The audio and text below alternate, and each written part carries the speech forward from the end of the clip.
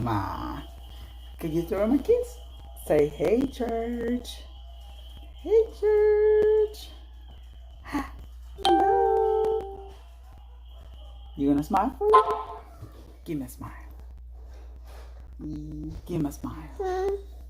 How about, they can't see you there. Come down here so they can see you. There you go. They can see you there. Can you say hello?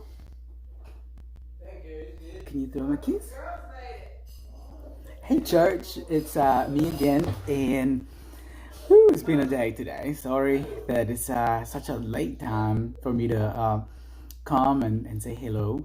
This is Emerson Diaz, your youth pastor at Dry Creek Baptist Church, and I wanted to say hello, and I wanted to let you know that I love you, that our church is praying for so many of you guys, and for our nation, and for a lot of people and our families and friends who are involved in teaching and taking care of the sick and in different areas that we're involved in. Last night, our youth had a great time, and we had a wonderful fellowship time with them. And I just wanted to say also thank you for the parents who allowed them to be a part of that good fellowship time. Today, I want to talk to you a little bit about, or I guess kind of remind you a little bit of the Gary Chapman 5 Love Languages. And you probably have heard about them and known them, which is words of affirmation, quality time. Mm-hmm. Do you know what else? Mm-hmm. Physical touch. There's gifts, and there's words of affirmation, quality time, gives, physical touch, and service, acts of service. And the Bible actually is such an encouraging. God gives us such an encouraging word through the scriptures constantly about loving one another, and how the world will know that we are of Christ when we, by the way that we love one another. In other words, by the way that we treat one another. And in the book of Ephesians, chapter 4, verse 24 and 25, where it says, submit one another, and it's how it's usually used about husbands. Love your wives, and wives submit to your husbands. And a lot of times we kind of miss what that actually represents, which is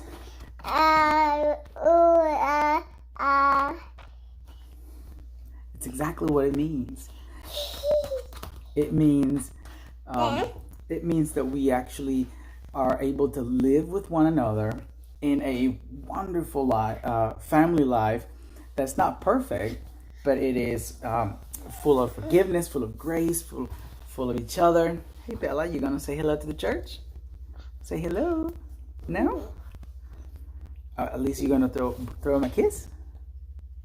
No? Well, Emma said hello to the church, and she threw him a kiss. So we are talking, Bella, with the church on Facebook and on YouTube about what does the Bible say about loving one another and respecting one another. Do you know what respecting is? Being good to others. Being good to others. Yes. And what about loving one another? What does that mean? You love one another. How do you love one another? I don't know. Huh? You don't know? Well, if I love you, what do I do for you when I love you? Nice.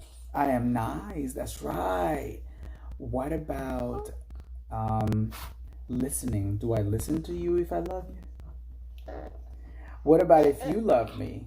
What do you do when you love me? I'd be nice to you, and